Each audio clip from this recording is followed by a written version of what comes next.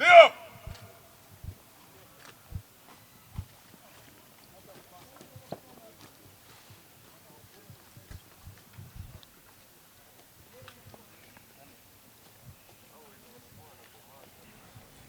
Where from there? Fande yambala masiki.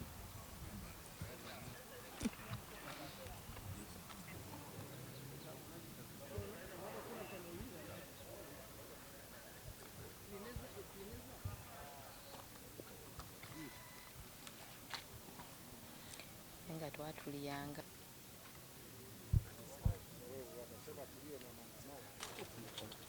Kuba macho kidogo uone mwenzi yako kama kiasi.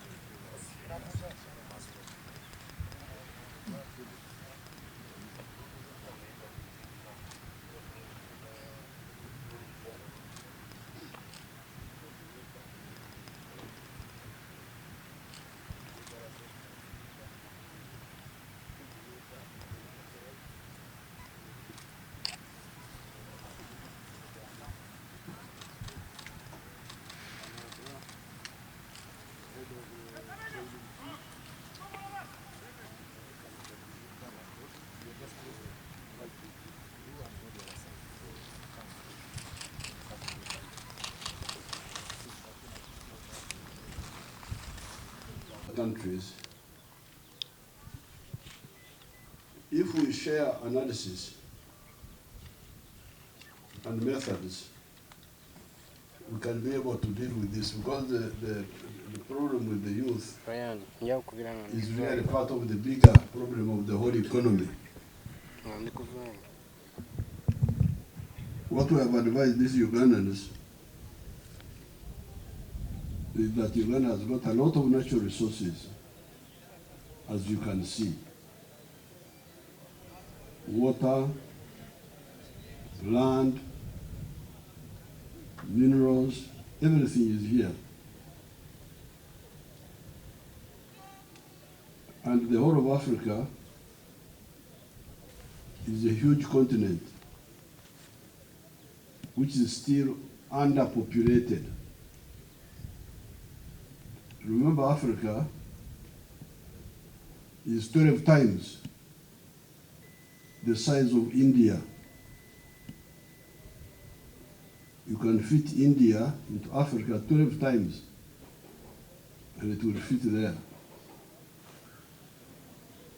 India is 1 million square miles of land. Africa is 12 million square miles of land. Until recently, population of India, although much smaller, was much bigger than the population of Africa. It is the first time now that the population of Africa has overtaken the population of India. We are now 1.5 billion. overtaking India and China for the first time. Although, of course, you know all these fellows are former Africans. When you see Europeans, Indians, all of them are former Africans. They were originally African, but they changed when they went away. They all came from here. But you can call them the diaspora. You can call them African diaspora. But what happened was that the diaspora multiplied more than us, the stayees. Because here, Africa is good for us, but also good for our enemies. Mosquitoes, flies, microbes. So that's why our population remained small. African population has been, Africa has been underpopulated for most of the centuries. You take a country like Congo, the DRC. Congo is about the same size as India in land area. But at independence,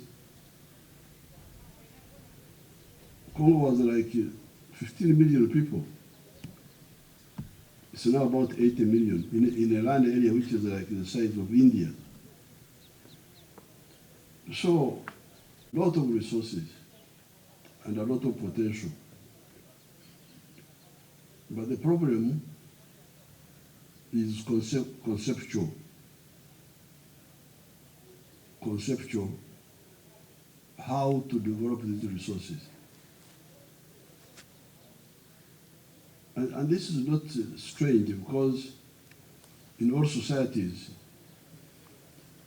you lose a lot of time trying to decide what to do. If you take Europe from 1400, after the Renaissance, you know, if you take Europe, Europe was under the Romans. But by the time Jesus was killed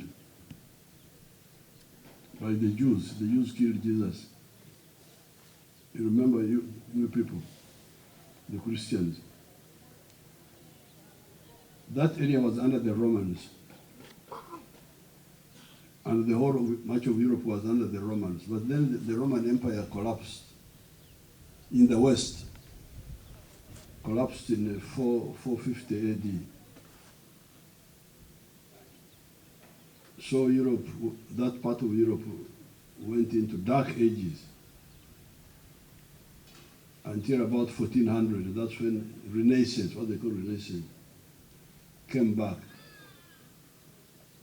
The interest in knowledge. But even then, things were not so simple,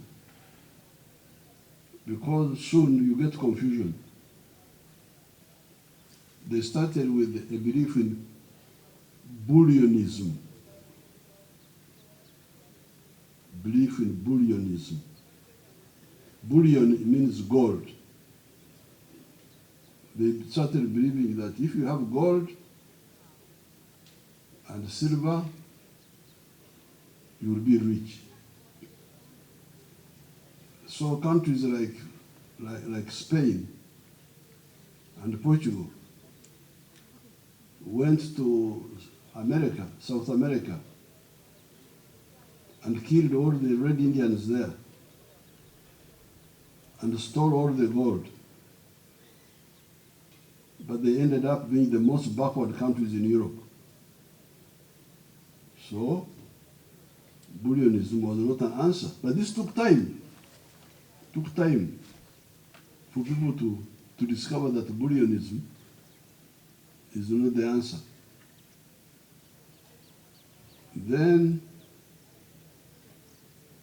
in France, you had philosophers who were called physiocrats. physiocrats. Those believed that agriculture is the most important. If you have got agriculture, then you have got big possibility of wealth. But agriculture alone is not correct. Now you can imagine it was in 1776 when a man called Adam Smith made an analysis which he entitled "The Source of the Wealth of Nations." Where does a concerned teacher, I don't want my class to evaporate because of sweating. So it is now Adam Smith who says, you people, why don't you look at specialization? He gave the example, he said, look at me, I have just had breakfast. But in breakfast, I ate beef. And something else and something else. That's when I learned that the English drink beer. Because he also talked of beer at breakfast.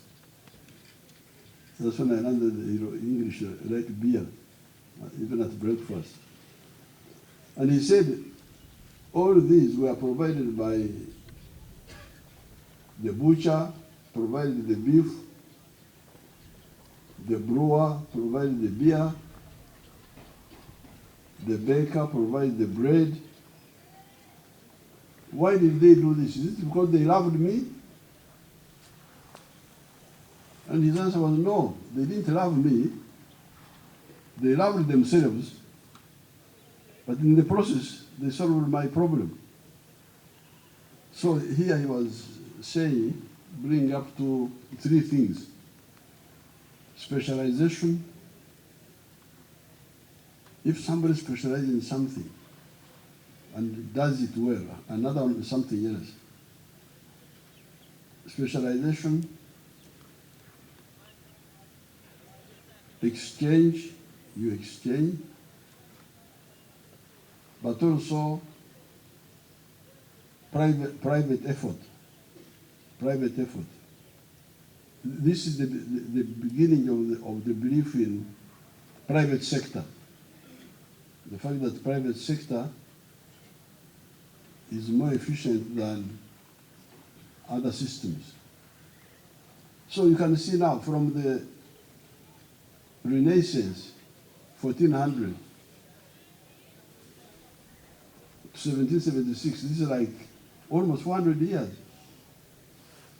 People are just don't know what to do. This one is saying this one is saying that kings coming, kings come with also looking like clowns. They think that's how, this is where power is, if you're a king. So this is what normally happens. Now with us here, it is the same story.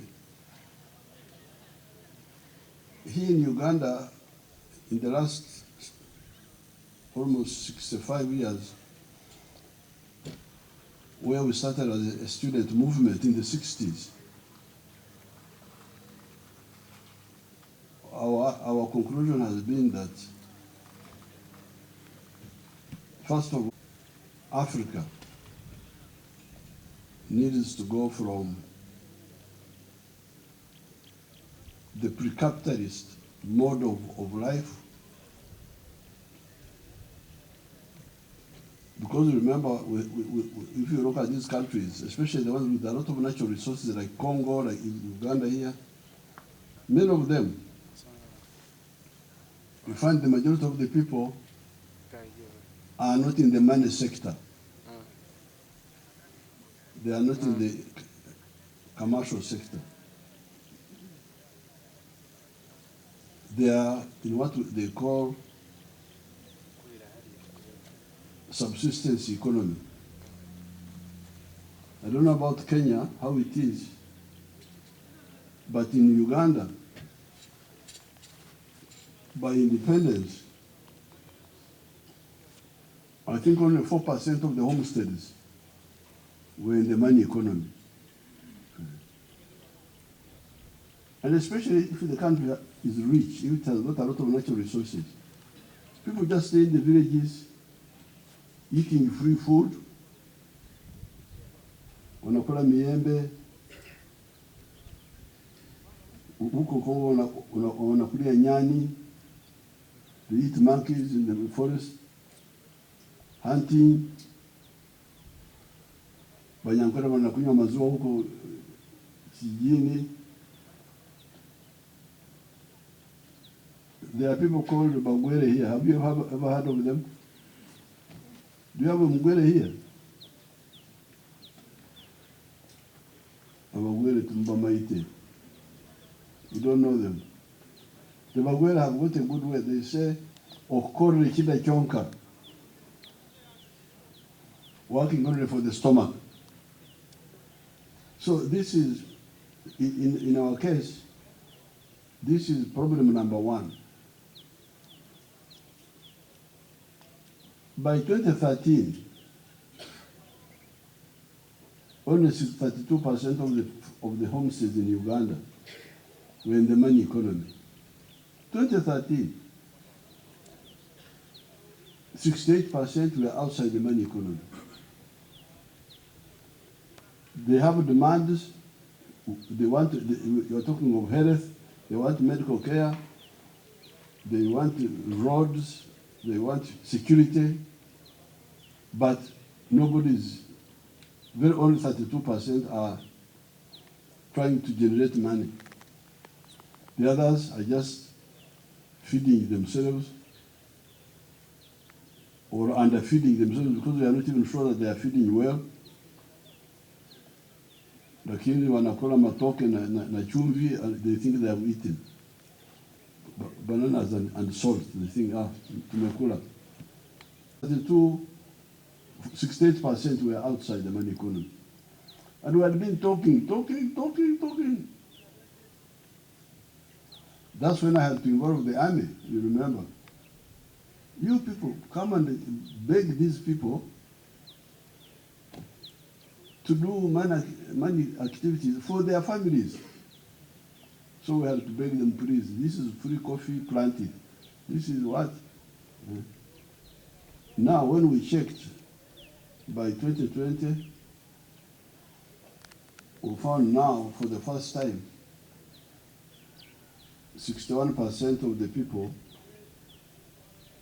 were now in the money economy for the first time. But which meant 39% are still outside. They're still working only for the stomach. So this is, in the case of Uganda, this is problem number one. Then after that, even the ones who are in the money economy, are they in the money economy with Echivaro, as we say? Echivaro is our Bantu word here for Esabu, for kuchambua. I think the Swahili word would be kuchambua, analysis. To make an analysis and select enterprises which are profitable for the families. Because you see, you can grow, you can do activities like cotton. You find Uganda is producing a lot of cotton, but the homesteads producing the cotton are in poverty. Because first of all, to produce cotton properly, you need big land to do it on a big scale.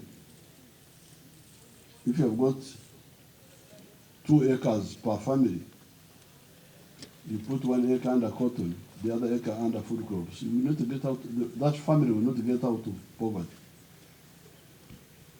The country will produce a lot of cotton, but the families will never get out of poverty. So So that is first of all, full monetization of the economies of Africa. Many of them are not fully monetized. I hear now that the people in the money economy are now 67%, 33% are still there, being fed by the others. Secondly,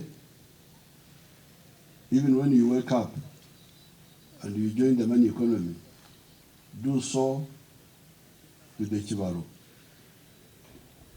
Now, when you do that, the third question is, what are the sectors of the economy that can address those problems? When you are talking of the Gen Z, these grandchildren, you are really talking of 5 things which people mix up. One is peace. Peace. You must have peace. And peace means absence of war, but also either absence or minimal crime. Then you have peace. Then after peace, you need development. Development is referring to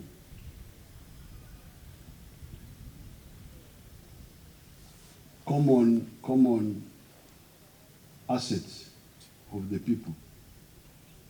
The roads, the railway, the schools,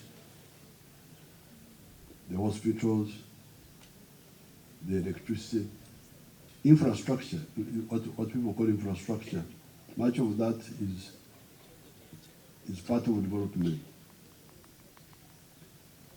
But part of the confusion, which is also caused by World Bank and these other groups, is that you can have that development, the roads can be there, the schools can be there, but you still have poverty. Because poverty is to the individual, to the family, to the company. Development is for all, but wealth is for either me or with the family or with the company or with the area, the zone. That's where poverty or wealth is. So, apart from peace, the next word is the development. But the third word is wealth. Are we emphasizing wealth enough? Because you find people say, oh, we want a tarmac road here, tarmac road there. Well, yes. In 1965, I was in S5. And we were at that distant place there called Mbarara. Have you ever heard of Mbarara, you people? Mbarara is very far away. The place is 70 years. But if you go even today, you'll find poor people near the road. Development is here, poverty is here. Why? Because people are not understanding the difference between poverty, especially the leaders and the intelligentsia. They're just talking. Maendeleo, what do you mean exactly? Maendeleo, what does it mean? Does it mean just barabara, gari moshi, umeme, or What if I'm near those but I have no income? So that's where that analysis is very crucial. So therefore, must be clear that every family must be involved in wealth creation. Wealth creation. Peace, development, wealth creation.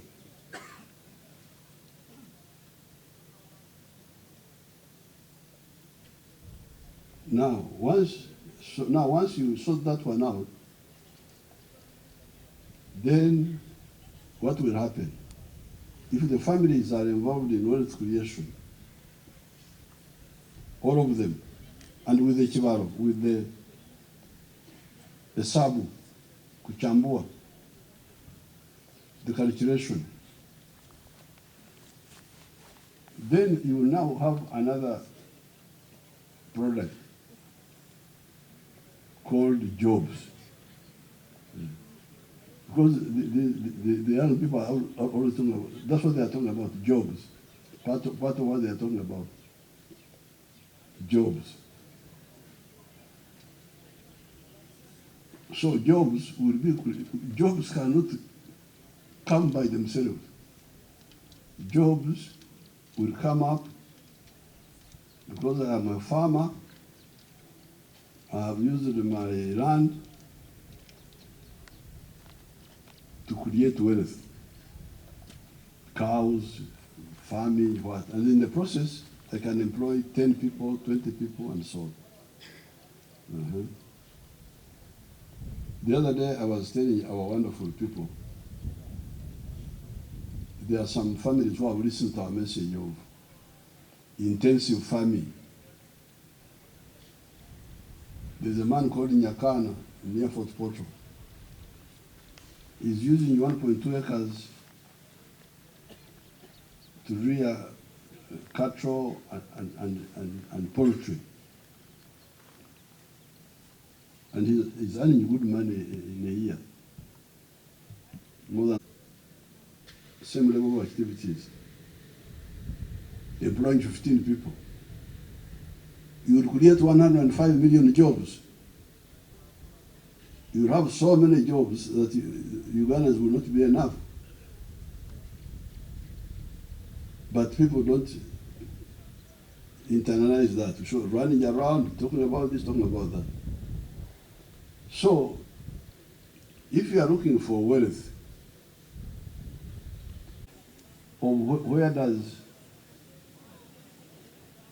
where do jobs come from? Because where do jobs come from? They come from wealth. Wealth by whom?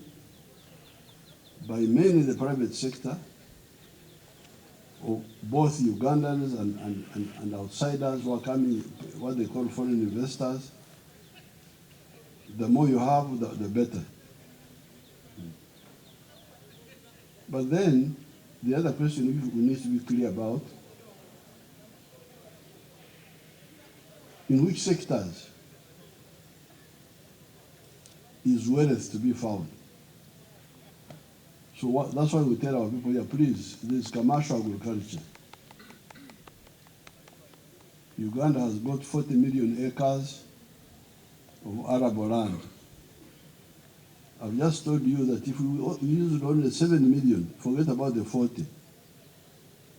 The way Nyakana has done it, we would create 105 million jobs.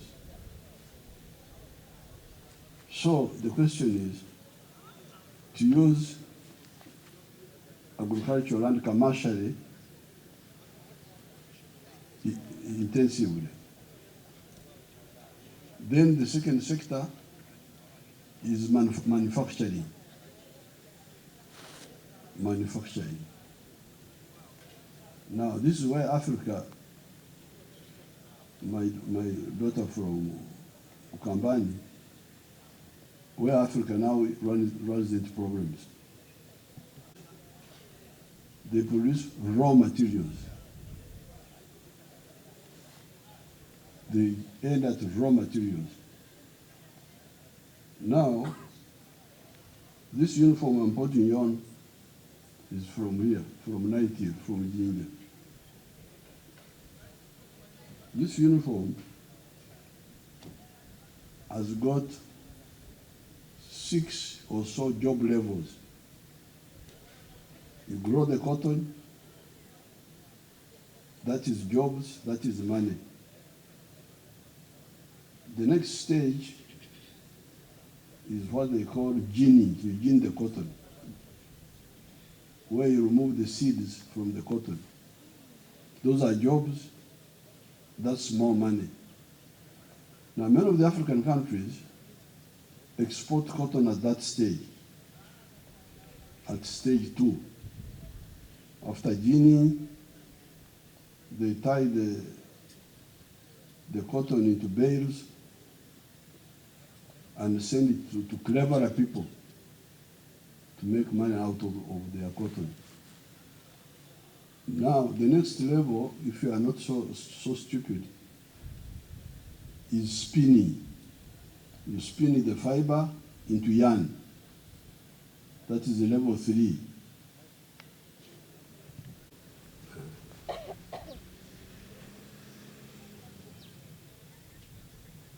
I've been working with my young brother, Ruto, on steel. They have a factory in Mombasa for making steel. And they came, we have got very good iron ore here. One of the best in the world, it's here. So, Excellence Ruto wanted iron ore. I said, no, I cannot give you iron ore. First of all, I had with my Indian people. There was an Indian group which wanted to take iron ore from here to India. I said, why are you taking the iron ore to India? Haven't you heard that there are human beings here?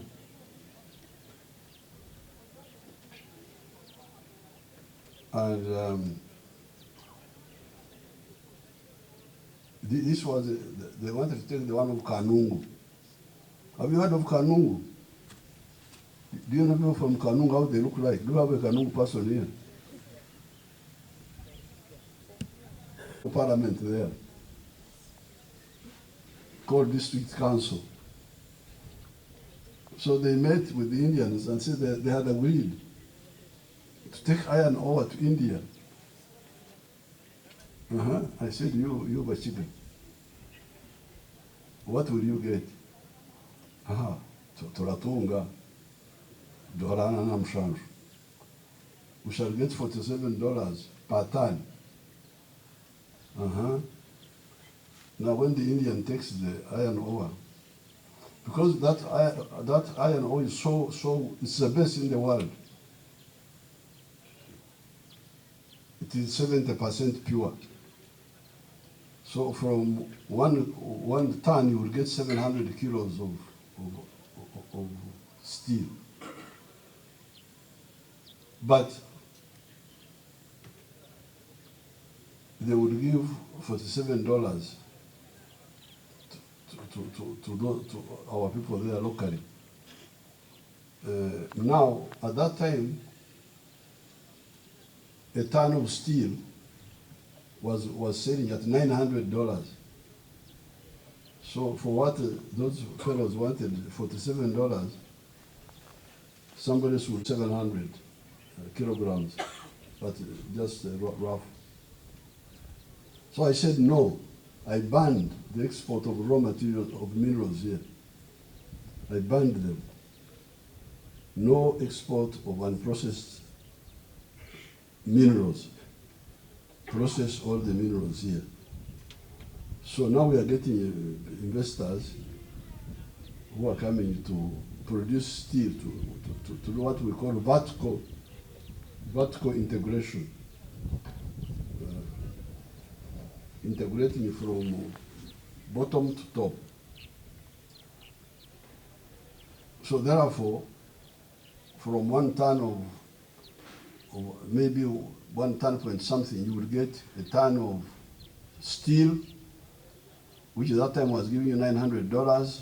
It came down to about 600. I hear now it has gone up again. But also create jobs. Create jobs. The jobs those children are fighting for, those who are rioting.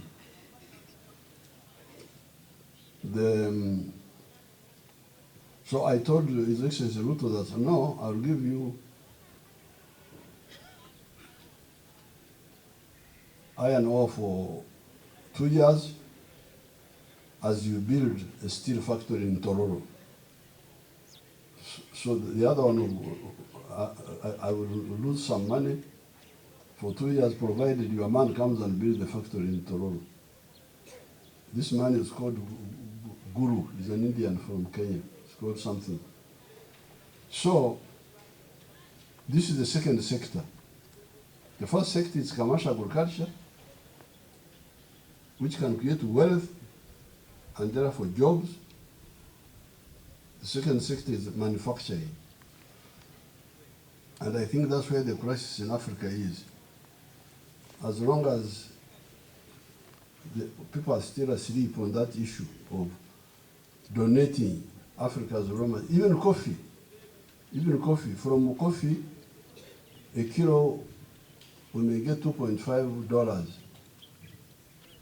But when they make the finished coffee, somebody may get as much as $40 from a kilo for which you got $2.5. The global value of coffee is $460 billion. But all the coffee producing countries in the world are sharing only $25 billion. We, the coffee growers, are taking $25 billion when the total value of coffee is $460 billion. Africa shares $2.5 billion out of that. And Uganda is taking much of that.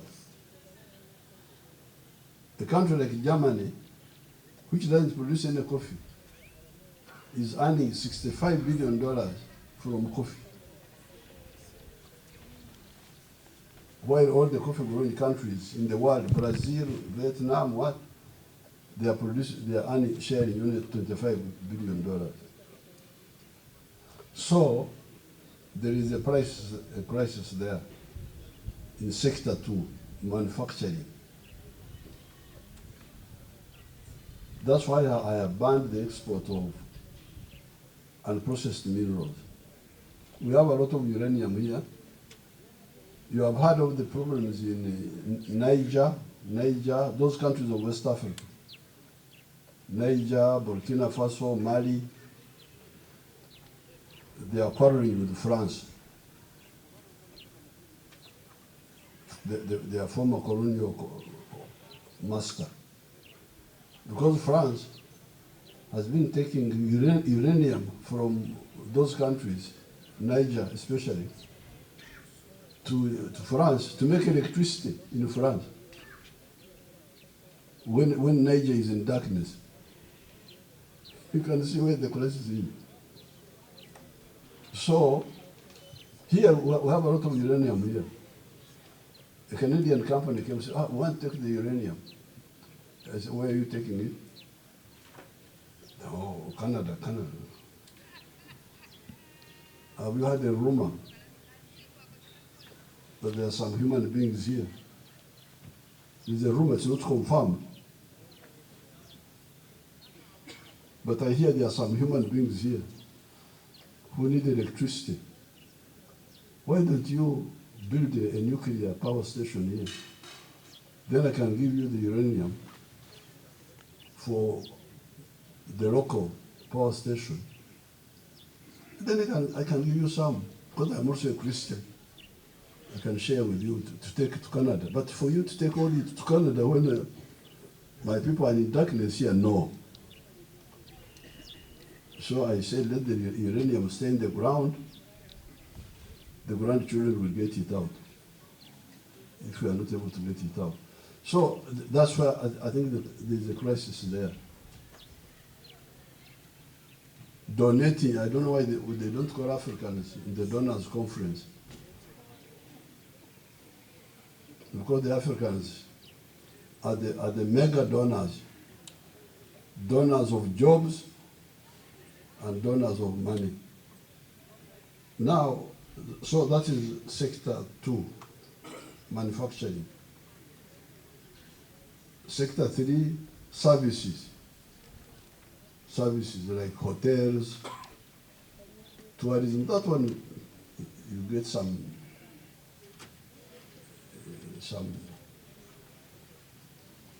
a bit of tourism. But again, it gets disrupted because when the whole economy is not developed, even if tourism has come up, when you get a crisis, civil war, then tourism also collapses. But that one is another source of wealth. If you own a hotel, you own a transport company, that is wealth for you, but also jobs for you Africans. Now finally, ICT is also another form of wealth and also a job creator. For instance, India earns a lot of money from what they call BPO, business processing outsourcing. Business processes outsourcing, meaning I can be an auditor here in Jinja, and a company in Canada sends me books to audit. I audit them here, send the work over the internet, and I'm paid here. It's called BPO. So that one is also another form of wealth which has come up. So therefore, to answer your question, no, but then if we wake up and we say commercial agriculture with the Chibaro,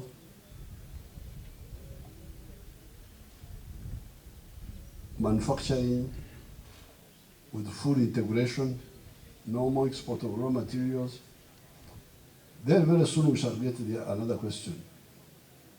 Is the internal market of Uganda or Kenya enough to absorb all these products?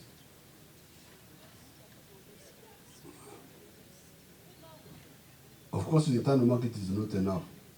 Because like Uganda, which was like a failed state, because Uganda had collapsed. But when it woke up a bit now, already we have surplus of so many products. Sugar, surplus. Milk, surplus. Cement, surplus. Surplus of so many, maize. So therefore, the other question of integration is linked with this one here. To avoid this crisis of the children having no jobs, apart from the other steps, we must integrate seriously so that the wealth creators have enough market to produce and expand. Yeah. And therefore create jobs, create more jobs because we are expanding. Now, if you want to see how market integration is very crucial, you look at the United States and Latin America. Why is the United States successful and Latin America is in chaos, in crisis, in stagnation, perpetual stagnation? And yet Latin America has got a lot of natural resources. I think Latin America has got more natural resources than the United States. If you look at the rivers, the Amazon, the forests, the minerals, Latin America has got a lot of resources. But because of the market fragmentation, you can't easily succeed in business in Latin America. You can't really succeed. So that's how Nicaragua, small country like this, El Salvador. So Latin America is rich in presidents, but poor in everything else, and also natural resources, but poor in wealth because of the fragmentation of the business space. So that is answer to question number one, the one of our Kimaka daughter. That leaves another question. Even if economic integration takes place, it will address one of the challenges: prosperity,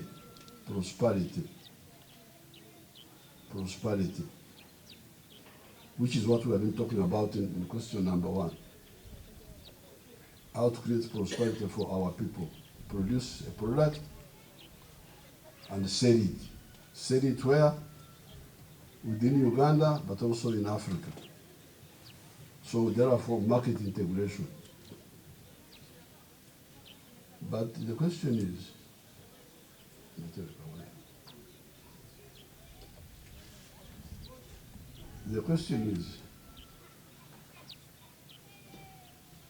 with market integration, because like Uganda now, we are producing 5.4 billion liters of milk a year. The internal market is only 800 million liters. If we did not have the East African market, this industry would have collapsed, because all the surplus is being taken mainly by East Africa. Recently, we were able to send some milk to Algeria.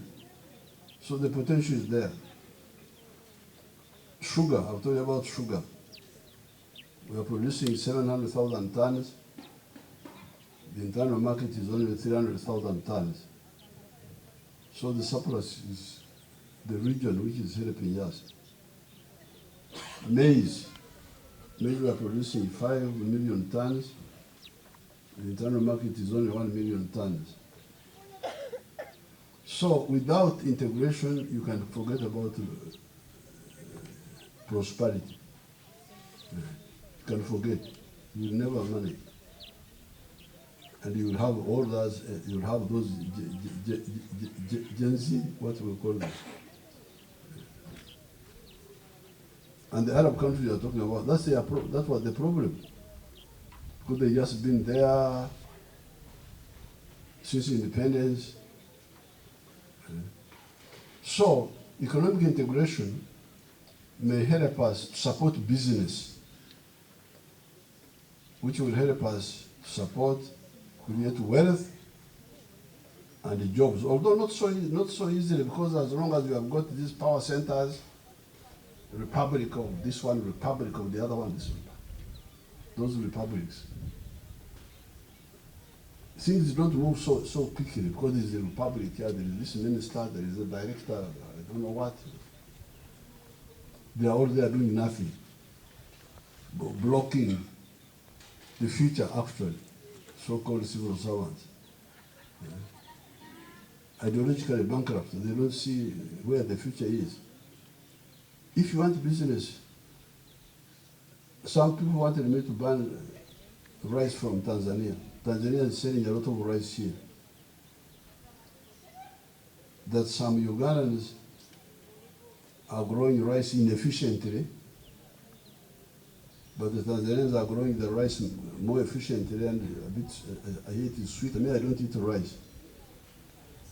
Because I'm a Munyankore, I eat millet. I eat millet and cassava and banana. I don't eat rice. I don't eat bread. I'm not a European. But those who eat rice, they say Tanzanian rice is better. Then they were saying, we should ban Tanzanian rice. I say, why? because it is killing our rice. Which rice? The one you are growing in the swamps. I want you to go bankrupt so that you leave the swamps. I don't need your rice. So why should I ban Tanzanian rice? Because if I ban Tanzanian rice, I'm committing like 4 mistakes. Mistake number 1, I'm frustrating the Tanzanians who are beginning to grow rice, not to sell to all of us. If they are growing it more efficiently, let them continue, and we buy from them. Secondly, I will also be unfair to the Ugandans, to the Ugandan consumer, because I'm forcing the Ugandan consumer to buy expensive rice produced by inefficient local producers, where it is cheaper and better rice from Tanzania. But thirdly, if I ban Tanzanian rice, Tanzania will also ban something else from Uganda. So that's how you end up killing Africa, by action and counter-action. But number 4, I am also kuzingamia these Ugandan rice growers. Who can translate kuzingamia, you people? Kuzingamia.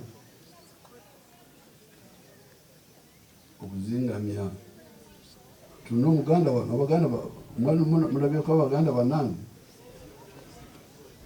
Abaganda bafanana bati katabu mu Holland, Denmark, Belgium, France were invaded and captured by Germany. So being developed may not guarantee you from aggression. Because some people, somebody mentioned it, some people are talking of 4-dimensional superiority. They want to be superior in the land forces, they want to be superior in the air force, they want to be superior at sea, the navy, they want to be superior in space. They call it 4-dimensional superiority. Indeed, only 4 countries have been to the moon. The moon, umwezi kuembora beyo. Ile mwezi mnaona kule mbali. Some people have been to the moon. 4 countries. The United States, Russia, China, and recently India. You fellows, we are still here on Earth. People on the moon looking at us from the moon. We are like insects here, just kama wadudu wale wanakula sukari. Ebinyomo, babite ebinyomo. Ebinyomo sukari. Those insects are eating sugar, they don't know that you are looking at them. And you can spray them with the doom and they all die. So, but with us here on Earth, are the English, they're still with us here. They are not going to the moon. They can't manage, it's too much. Although developed, but the size also matters. All the others are here with us on Earth. The French, the Germans, the people who are going to the moon are the 4. So what does this mean? This is where our leaders for the independence struggle, and we who are following them, we are talking of uhuru na umoja. Uhuru na umoja, independence and unity. But when we go to Uhuru, some people started enjoying the chairs. They forgot about Umoja. So therefore, that's why in our independence struggle, we were talking about independence and unity, including political unity, where possible. And East Africa was one of them, fighting for the political federation of East Africa. The Federation of East Africa would have the capacity, in my view, to go to the moon and ask those people who are there, what are you doing here? We also want to come here. But Uganda alone, it's not easy. So I'll give you a commandant, a picture. Did you bring my pictures? You people. Did you bring my pictures? They didn't bring.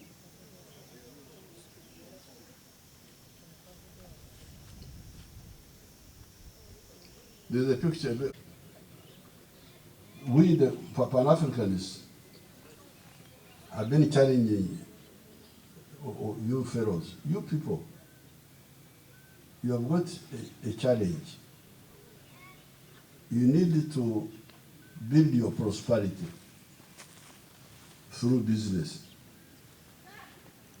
Why don't you look at economic integration so that you unite the market and you make it easier for we wealth creator. Me, I'm a wealth creator. I produce milk for you.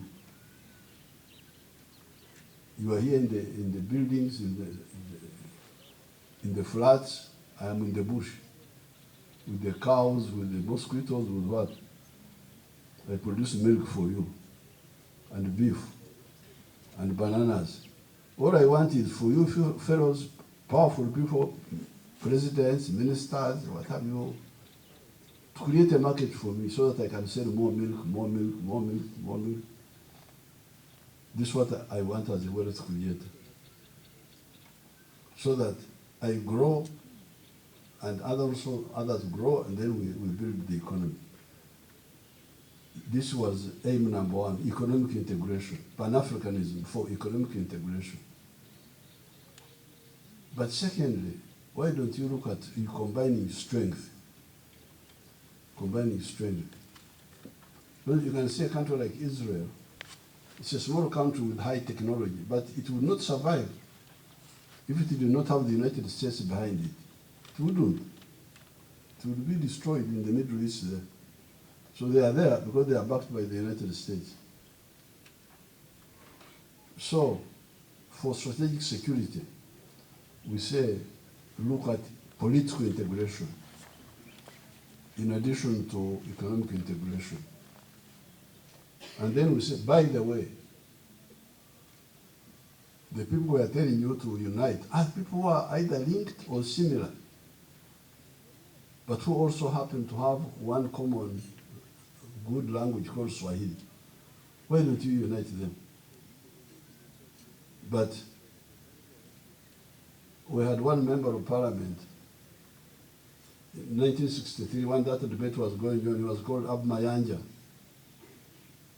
He was speaking, he had a speech problem. He could not pronounce the S's properly. So he stood in parliament and said, Mr. Speaker, sir, it seems that some people want to remain big fishes in small ponds. They want to remain big fish in small ponds. This is the problem we are having. So when you are talking about strategic security, this Gen Z, if I get them, I will say, please, let's demonstrate, not riot, but for East African integration. Because now they are rioting, you call it what?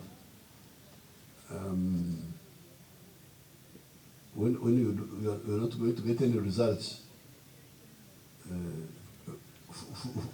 fruitlessly. If they were saying, you people unite East Africa so that you create opportunities for us, then that would make sense. But now what are they writing for? Well, even if Ruto is not in government, still they will have the same restrictions, restricted opportunities, which is the problem now. The East Africa has been supporting the Kenya economy for a long time. I remember 1950s, 52, 53,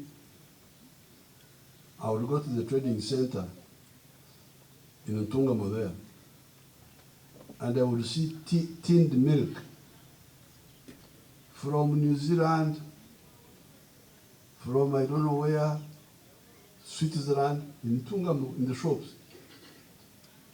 Tinned milk. Maziwa kwenye in tins. But by 1964, I started seeing packed milk from Kenya. It was called KCC. And we went on until 1986 when NNM came into government. That's when we started developing the Ugandan industry here of milk. But all that time, East Africa, even Tanzania, the economy of Kenya. So if the people were aware of where prosperity comes from, they would focus their politics on integration. But now it's just like, there's a word I'm looking for, something that doesn't have potential results, just like frustration but without a clear vision. They should be demanding integration. If you go back to 1870, there was no country called Germany. There were German people, like us, we are here now. We are Bantus, we are all Bantus, Nilotics, Sudanic people, but we are scattered. Some are here, some are just like the Germans were. But in those years, a powerful business group, that time Germany had 39 kingdoms. The Germans were living in 39 kingdoms of Europe. Prussia, Saxony, Bavaria, I don't know what. But a business group called the Junkers came up in Prussia to unite Germany. That's how Germany got united in 1871, because of economic pressure. The business class wanted a united market. France, but also what Allen was talking about, the one who lagging behind economically, and also the one of the lagging behind militarily. They are all addressed by this one. Answer is economic, political integration. Economically integrate the whole of Africa. I don't mind being in the same market with the people from Egypt, from where. But for federation, I want to federate with people who are close to me culturally. And East Africa is the one. We can be in common market of the whole of Africa, but politically we integrate with East Africa, East Central Africa, even Southern Africa if they want, because they are the same people, all Bantu. Armed forces, Air Force, Navy. How can Uganda have a Navy now, even if we had the money? We are cut off the coast. This is where Africa is amazing. The bedroom is another country. The bedroom, the Republic of Bedroom, Uganda. The sitting room is another country called Kenya. I can't go from the bedroom and go out to the sitting room. I need a visa. I need a passport. So even if Uganda wanted to build a navy, we have no access to the sea. The sea is controlled by Kenya on this side. The other side is controlled by Tanzania. This side by Congo. So how could Uganda, Rwanda, South Sudan develop a navy, even if we had the money? So the whole Africa is totally irrationally organized the way it is now. In order to be rational, we need to reorganize politically Africa, and that's what our parents wanted. That's how Mwalimu, the picture I wanted was one of 1963, where Mwalimu and Kenyatta and when did the course ending? When is it ending? By tomorrow morning, this picture should be here. By today, that picture of mine, you will see this picture where Kenyatta and Mwalimu were volunteer army. All we needed from Mwalimu was a rifle and the bullets.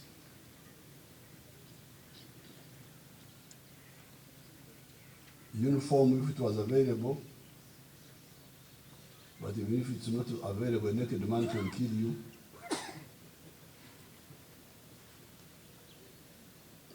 Some food and medicine, that's all. So we had a resistance movement which was popular, but also affordable. Now the problem of Somalia is that we have a problem with the two. Number one, their politics is a bit mixed up.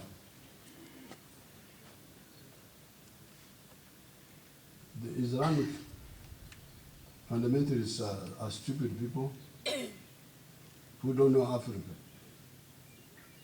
This is what I told Bashir.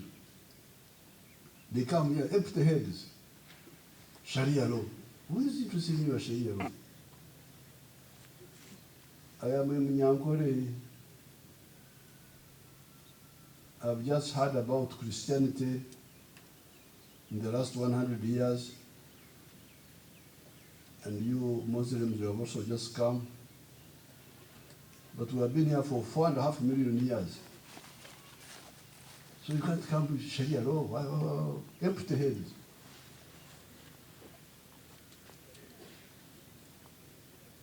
I told Bashir, these Muslims talk of, what do you call this, something which is forbidden. Haram. I said, my list of haram as a Munyankole is much longer than yours. You are just talking about pigs. I also don't eat pigs. Those Munyankole who eat pigs are new people.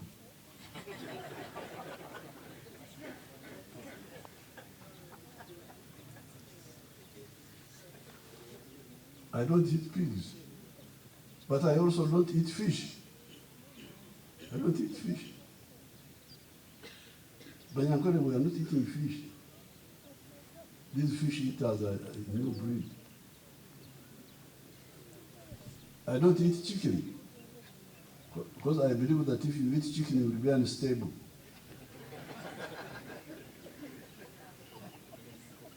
Because chicken is a chungu. Thing which has no stability, just flying around. I don't eat eggs. But the difference with African tribes, like who are living here, we in the savannah, and we had our people like the Baganda who are near the lake, and the ones in Tanzania, they were Ziva, they were Haya, they were near the lakes, Bakochi. So for them, they will eat fish, eat chicken. Banyankara were keeping chicken, but they were not eating it. They were keeping chicken for religious ceremonies. You slaughter the chicken and you look in the intestines, what God is saying.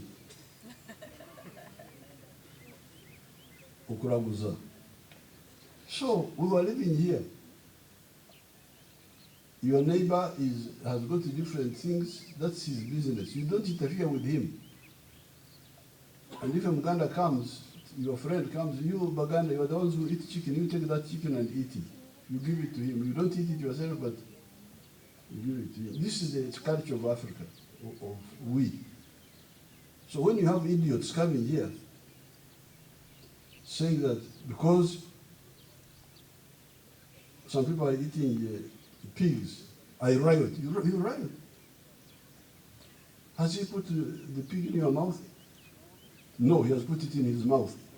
And you riot for that. We shall teach you a lesson.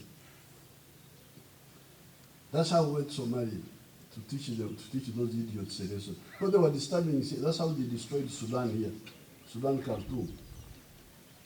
You can see our South Sudanese people. You can see them how they look like. They are not black only, they are after blue if you see them. If you see their color. They are after black and blue almost. And then you call those Arabs. You must be an idiot. How can you call these fellows Arabs? So I told Bashir, please, you leave. You are lucky to have all these people under you. You should praise God for that. That's why I speak all the local languages. I'm very lucky to hear all. I'm the head of all these tribes of Uganda. I go to Karamojong, I speak Karamojong. I go to... Do you have a Karamojong here? Where is he?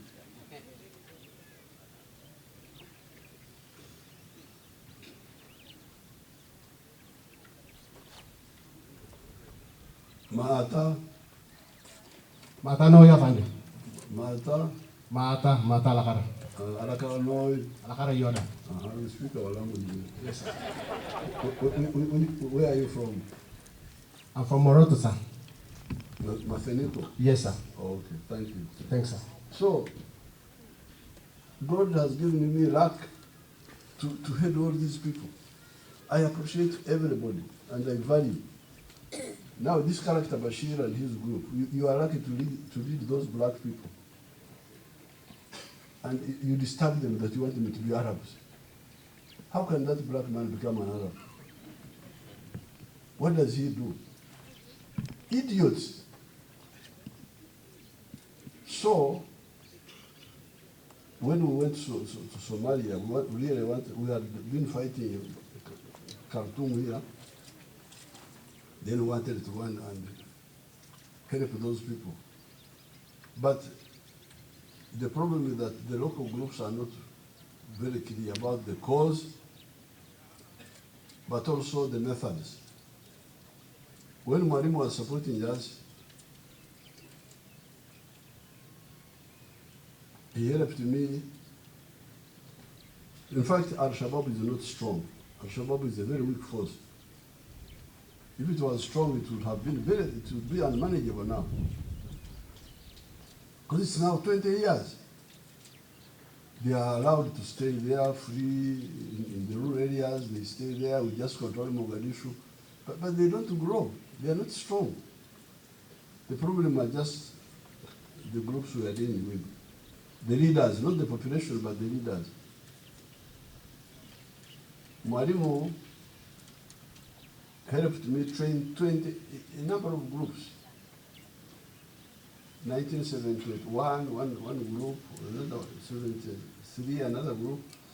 But the most successful one he helped me to train was the one of 76 to 78, where I trained. He worked with Samora Machel after Mozambique had become independent, and I trained 28 boys in Mozambique, but with the support of Mwalimu and with his intermediation. It is that 28, including people like Saleh and Ivan, that I came with to the front line in December 78. And those 28 helped me to build a force of 9,000 by the time Amin collapsed in Kampala. And it is the group which started the second liberation struggle in 1981. So we were able to use the few people whom our brothers helped us train, Tanzania and Mozambique, to build this army here, which you see is from that. This is what we wanted to do with Somalia. But when we were doing this, we were not asking for money to be paid. Salary, what? Those of Yankole say,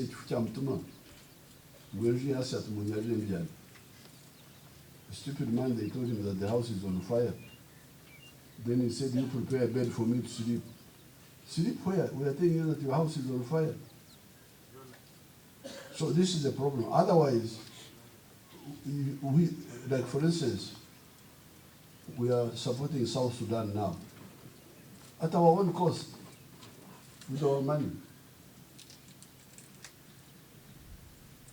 It doesn't require too much if you know what you are doing. The operation in Congo, nobody is giving this AMISOM, and we have been supporting Congo for the last 3 years at our cost, and we can do it.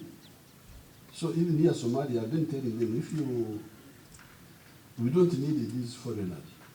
The problem are those, our local partners there. Sukari, bani abajugula, Uganda egula sukari yabaso. Uganda buys the sugar produced by the sugar cane from Busoga area and East Africa. Do you know how Acholians look like? Do you have an Acholi here? Tie Kwene. Let's see the girl. Who's the girl? Buy your milk. Who will buy your bananas? Who will buy your sugar? That's how we challenge them. And that's why we said, now for us, principle number one is patriotism. Love Uganda. Why? Because you need Uganda for your prosperity. Love Africa. Why? Because you need Africa for your prosperity. So that's how we were able to challenge the politics of identity by logic, by reasoning with them. And that's why people woke up. And even now, some people try to bring back those ideas, but still you find the people resisting because it's the counter message. So this is what we need. We need to keep trying. What I found useful was the student movement. Because with the students, once we were convinced, I would go back home and find Yoweri Kaguta and the other elders in their local politics. I gave a statement. You saw it. They are just confused. Ideological confusion. Chauvinism. Jews, Muslims, Arabs, Iranians, they are all just confused. If they were if they were fair, not chauvinistic. They will solve that problem very easily, and they will all win. So I don't know what they are saying, because I sent out the message. I don't know how they answered me. The good thing is that we have been talking to them privately, all of them, because they are our friends. Whenever I meet Netanyahu, I tell him, so talking this, but you are not the only person on earth. There are also other people. Then these Iranians, they don't even know the history of their country. Because when I went there, I was quoting the Bible. I hear this one, they don't know. They're busy with Islam. Islam is just yesterday. We have been here for 4.5 million years. You come with this, you think this is the end of the world. Please. Jesus was able to say, you people, you know, I even tell my Barokore people, because they also come out, Barokore, please. Have you heard the parable of the Good Samaritan? This is a parable, a story of how a man was traveling and was attacked by robbers to fight M23. But we told him, no, we can't fight M23. Because M23 is a different problem. We know how it came about. It's a long story, but because there are really two problems, the problems of Congo and the problem of Rwanda, Burundi. The problem of Congo really has two parts. There's a Swahili word called dharau. Dharau. What is dharau? Who can help us translate dharau?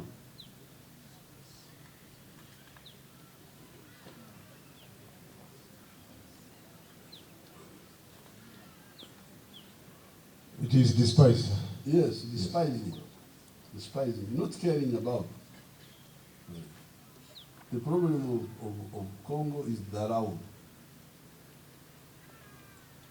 You get the foreigners plus their local agents like Mobutu. They could dharau the Congolese. That's why they killed Lumumba, the Prime Minister of Congo, an elected Prime Minister who had one election. He was killed. How can you kill an elected Prime Minister? It is because you think that those who supported him don't matter. Hawana mana, they have no, you don't care about them. So that contempt for the Congolese, for the Africans, by the Western groups using local puppets like Mobutu is number one. But number two, you now get even more dharau for the people of Eastern Congo.